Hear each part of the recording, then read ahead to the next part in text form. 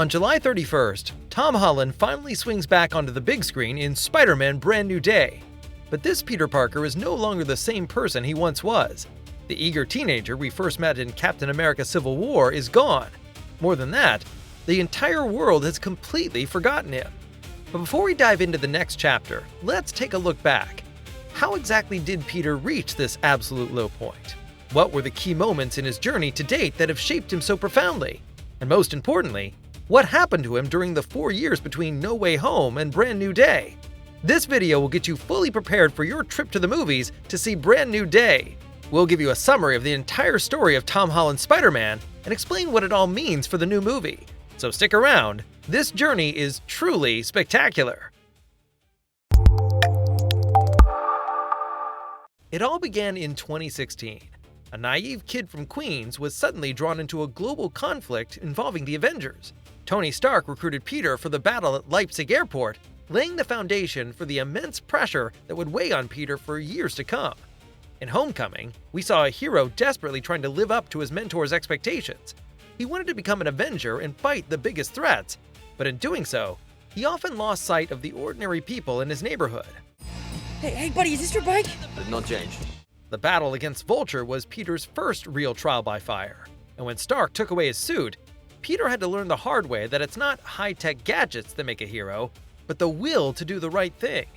Time to go home, Pete. I'm trying to save you!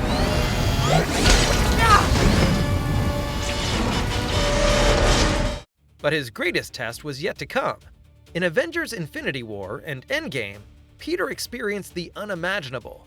He traveled into space, fought Thanos, and was wiped out for 5 years by the blip.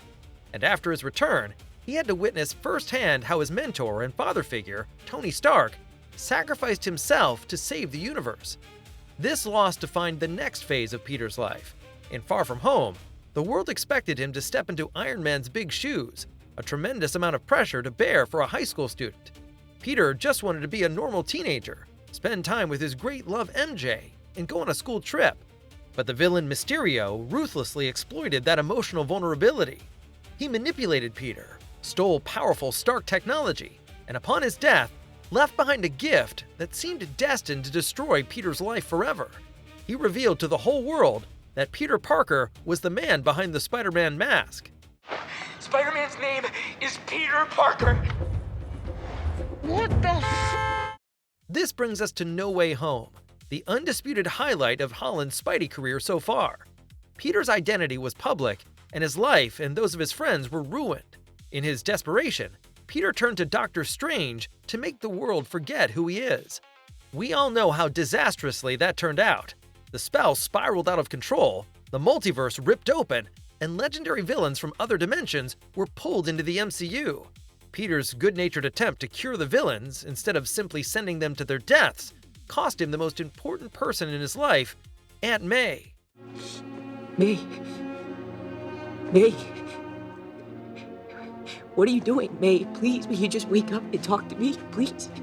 Her death at the hands of the Green Goblin was the moment when Tom Holland's Spider-Man ultimately lost his innocence.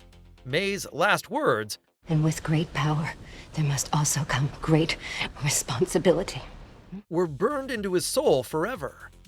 To save the collapsing multiverse in the final battle, Peter had to make the hardest decision of his life.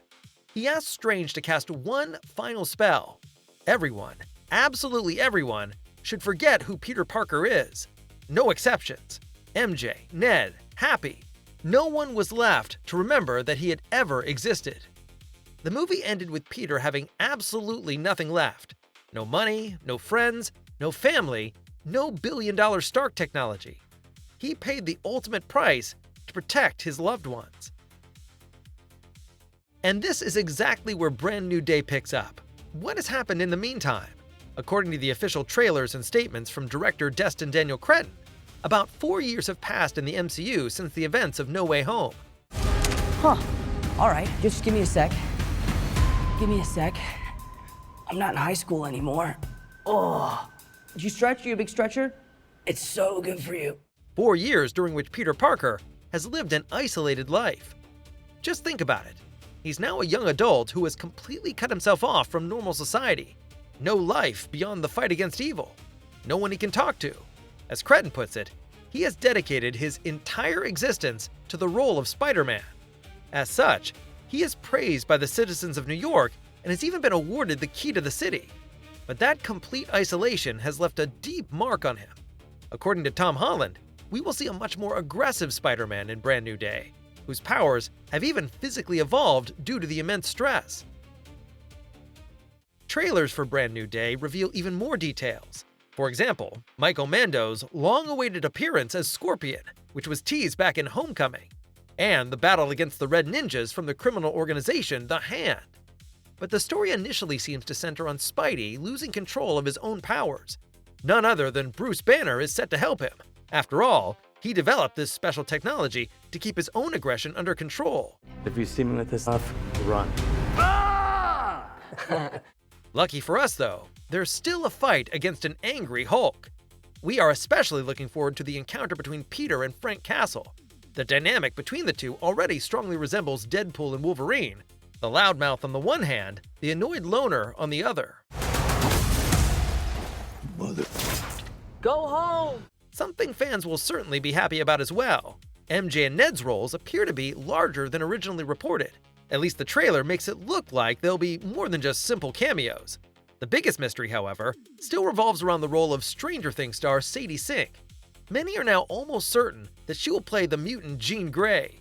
In the trailers, we see a hooded figure who appears to possess telepathic abilities to control other people. She has also already signed on for additional Marvel projects, and the X-Men are known to be the pivotal element of the next phase of the MCU. This also aligns with the role of Tremel Tillman. He plays Bill Metzger, the head of the Department of Damage Control. This is a government agency that is becoming increasingly dedicated to hunting down superheroes and mutants in the Marvel Universe. Tillman has also already signed a contract for multiple MCU projects. That's why we believe the trailers have only shown a small part of the final film so far. There is surely much more to come regarding Sadie Sink's role, and the movie definitely has plenty of time for a rich storyline. At 150 minutes, it is the longest Spider-Man movie ever made. The spectacular trailers already promise a true cinematic highlight. It's a fresh start for the franchise, and perhaps the most important movie of Tom Holland's MCU career. This time, he was even heavily involved in the creative process of developing the script. The whole idea behind the mutation of Spidey's powers seems to have originated with him. Now it's your turn. What are you expecting from Brand New Day? Be sure to share your wildest theories and wishes in the comments. And if you enjoyed this little recap, feel free to give the video a thumbs up. We'd really appreciate it. Thank you for watching, and see you next time.